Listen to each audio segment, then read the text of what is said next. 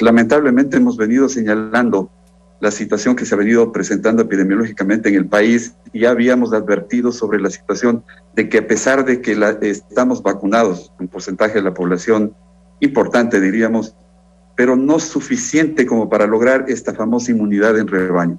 Entonces, mientras esto no exista, y que además, a pesar de ya estar vacunados con 1 o 2 dosis y todo, estamos viendo pacientes infectados con COVID, con leve sintomatología o asintomáticos o con sintomatología importante. Entonces, tenemos que entender que este virus y sus variantes y todo están afectando y afectarán al mundo entero y al país durante mucho tiempo. Presentamos Entrevista. 13:33, amigos televidentes. A continuación vamos a dialogar con Daniel Pontón, él es experto en seguridad. Daniel, ¿sí me escucha? Buenas tardes. Sí, un gusto estar contigo. Gracias. Situación de los centros de rehabilitación, centros de privación de libertad, que sin duda están complicados. 62 personas asesinadas, según el último reporte en el fin de semana en la penitenciaría del Litoral. ¿Qué lectura dar a esto? ¿Qué mensaje quieren dar los que asesinaron? ¿Qué opinan ustedes con respecto a este tema? A ver, creo que la violencia carcelaria ya está sobrediagnosticada, a la cual se debe, qué es lo que está detrás, ¿no?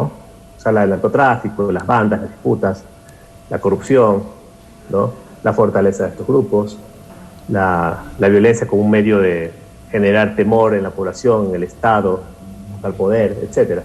Eso creo que está ya sobrediagnosticado. Yo creo que lo que está ahorita un poco en limpio, que es novedoso en esta masacre, tiene que ver con 2 temas. El primero, que se atacó un pabellón de mínima seguridad, donde había una transitoria, por lo general son gente que está entrando a las cárceles con delitos menores, o están saliendo ya cuando hay un proceso de libertad, es lo que revela las mismas fuentes periodísticas. Uh-huh. Y eso sorprende muchísimo porque no es sencillo identificado un pabellón de dominio de una banda específica. Ahora, la cárcel tiene dueño, eso es verdad. De pronto ahí hay un tema también que hay que investigar. Pero ya nadie explica por qué un pabellón tenía seguridad, se lo ataca de esa forma, ¿no? Donde casi el 80% de los muertos, y no es más, vienen de ese pabellón o de esa área. Y el otro tema es, que he puesto a debatir muchísimo, es la poca capacidad del Estado de reaccionar frente a este tema, ¿no? Yo creo que si algo podemos decir ahorita es que el Estado ha aprendido todo menos a reaccionar frente a este tema, que permiten prevenir una ola delictiva, una ola de criminalidad mayor. Es decir, no se tiene las capacidades de actuación oportuna y preventiva, y eso es lo que realmente yo creo que está en debate en este momento, ¿no? ¿Cuáles mismas son las capacidades que tiene el Estado en sí y cómo eso debería procesarse y organizarse, ¿no? Yo creo que ahí prima, de cierta manera, un cierto desorden institucional que no se ha sabido corregir a pesar del estado de excepción. Entonces creo que obviamente hay una culpa evidente del gobierno de este tema, ¿no? Y del Estado. Daniel, usted dice que ya las cosas están claras y creo que coincidimos por ahí. Pero, ¿por qué atacar? Es decir, el mensaje profundo, el mensaje ¿qué mensaje quieren los asesinos de atacar a las personas inocentes? O sea, no tiene nada que ver una cosa con otra. No es disputa entre 2 bandas como eran las ocasiones anteriores, pero ahora el mensaje es al Estado ecuatoriano, es decir, para decirle qué o a quién. A ver, eso yo he venido sosteniendo varias veces que el problema de las cárceles ya ni siquiera los mismos líderes carcelarios lo controlan. La violencia está enraizada en la estructura carcelaria en sí. Y hay una violencia que yo le llamo la violencia como mercancía. ¿Qué quiere decir eso? Que la violencia se constituye en el epicentro del tema, ¿no? Atacar a gente, digamos, relativamente inocente, porque de alguna otra forma son gente que tiene algún tipo de acuerdo, de infracción con la ley, ¿ya? No tiene mucho sentido, pero justamente ese sentido es lo que le da poder, porque realmente la violencia tiene efectos justamente de atemorizar poblaciones, de buscar generar zozobra en organizaciones criminales, en la población, en la ciudadanía, en el Estado, mostrar que ellos tienen el control absoluto, porque es una violencia de abundancia, de exceso, y eso yo creo que es lo que está, o sea, demostrar ese sadismo lo que le da cierta... hasta ese punto ellos buscan la atención y saben que después se va a prender un aparato mediático impresionante y eso es lo que les da el poder. Es medio perverso lo que estoy diciendo, pero realmente al parecer eso está así. Yo lo llamo eso una violencia bastante secular, ¿no? Que a veces yo ni siquiera creo que los mismos líderes la pueden parar, porque es irracional. Atacar a gente en un pabellón de mínima seguridad no le veo sentido. Por ahí va. Ahora el gobierno está diciendo que eso es un atentado terrorista, ¿no? En todo caso, si esa fuera la hipótesis, y tuviera validez esa hipótesis, la pregunta es ¿por qué no se preveyó el terrorismo? ¿No? O sea, tuvimos la analogía en Estados Unidos en el 2021, ¿no? Que el gobierno reaccione 7 horas más tarde, pues es complejo poderlo sostener, ¿no? Entonces ahí yo creo que hay que ir entendiendo la dinámica de la violencia, pero justamente el Estado es el que tiene que intervenir en ese momento para parar esa violencia, ¿no?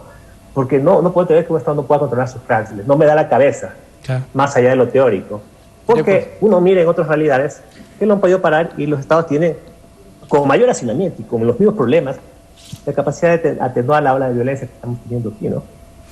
Daniel, el otro punto que usted lo tocó, quisiera ampliarlo. El Estado ya no tiene capacidades para poder enfrentar esto. Uno, ahí quisiera la reflexión, es decir, no tiene la inteligencia necesaria, las armas, personal preparado, el respaldo legal a través de la Constitución que le atan. ¿Cómo lo mira usted para que obviamente pues no controlen? Uno parece fácil decir, bueno, ingrese la policía, ingrese las Fuerzas Armadas y controle. Me parece fácil, pero ¿cuál es la realidad que se vive dentro de este análisis general, dentro del segundo punto que usted ha manifestado? Yo no quiero jugar a ser general después de la guerra, porque lastimosamente en eso caemos la gente que es su opinión, y es donde a veces genera cierto nivel de molestia, pero lastimosamente uno tiene evidencia de que este sistema se venía alertando ya inclusive desde la mañana del día viernes, ¿no? La pregunta es por qué se hizo. ¿No se tiene inteligencia? Sí se tiene inteligencia, sí tiene reportes, al parecer no falló la inteligencia porque sí hubo reportes. El Estado tiene contingentes de seguridad, sí los tiene, sí tiene mecanismos, tiene armas, tiene marcos institucionales, sí tiene marcos institucionales. Yo personalmente, aquí mucho se dice que bueno, que la Corte Constitucional limitar, yo sí creo que debió haber entrado Fuerzas Armadas, más allá del tema constitucional, de la límite constitucional, porque hay un tema que se llama el mal menor, y aquí el objetivo es precautelar vidas, ¿sí? Y ese creo que es un objetivo sublime, ¿no? Inclusive que pueda pararse en otro tipo de mecanismos de derecho, que es el DIH, el Derecho de Intervención Humanitario, donde justamente cuando usted tiene un efecto de conflicto para proteger población, tiene la obligación de intervenir, ¿ya? Entonces hay que cambiar el marco y elevar la política a otro nivel. Que hubo de pronto un desacuerdo entre la comandante y el comandante de las Fuerzas Armadas de pronto, porque a veces son mandos operativos. Eso lo destraba el poder político, ese tipo de decisiones. 7 horas después se lo pudo haber tomado, no se tomaba esa decisión y las consecuencias son lo que estamos teniendo. Yo creo que sí se pudo haber tenido, y es necesario generar un mecanismo de enfrentar crisis, porque de otra forma, si el Estado no controla esas crisis de violencia que tiene las cárceles, esto va a seguir teniendo este tipo de situaciones. Y más allá, y otro tema importante, ¿no? Que la crisis penitenciaria en general no se va a solucionar. Tengo un minuto, Daniel, para concluir con la entrevista, sabe el tiempo en televisión. El equipamiento, aquí aparece hablar de un ejército. ¿No hay que controlar primero eso?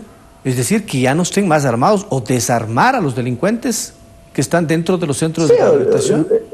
Eso es como obvio, ¿no? El problema es que hacerse operativos y no se encuentra armas. No se encuentran armas, se encuentran 2, 3 y vaya usted a saber dónde salen las armas. Eso sí, pero eso es en labores preventivas, ¿ya? Pero, digamos, ante el advenimiento del crisis, al fiscal penitenciario le falta todo. Y campea la corrupción, campea la impunidad, campea el descontrol. Pero el problema aquí ya no solo es eso, porque eso ya sabemos. El problema aquí son vidas y cada vez son más inocentes estas vidas. Entonces, ¿cómo nosotros vamos a proteger a esa población? Es el debate. Yo creo que es el debate reflexivo que tiene que tener la seguridad y el Estado en general y la sociedad ecuatoriana, ¿no? Buen punto. Gracias. Muy amable. Ya, listo. Gracias. A usted, Daniel Pontón, experto en tema de seguridad. Centros de privación de libertad, amigos. Vamos a una pausa comercial y al retornar tendremos mucho más para ustedes. Volvemos enseguida. Nuestro noticiero es retransmitido por Radio Ciudad 106.5 FM en la provincia de Chimborazo.